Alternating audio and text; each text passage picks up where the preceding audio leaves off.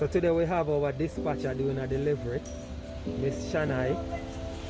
She is following protocol, sanitizing her hands, and she's wearing her mask. This is another lovely community in St. Catherine. I'm not going to tell you where. Shanai, you can do your business. Hello.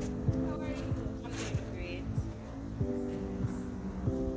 This is what you're doing. This is our dispatcher. She's doing a delivery, you know.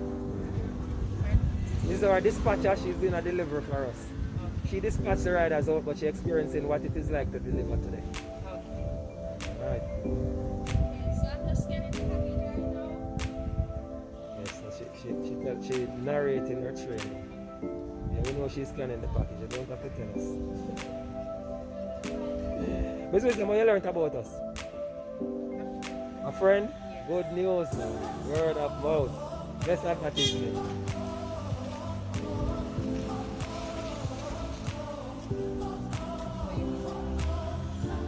If she doesn't have her ID, what's the next option? Alright, so the next option is for her to just hold the package and you take a picture of it. But if Miss Wisdom wants to get her ID, it's fine. No problem.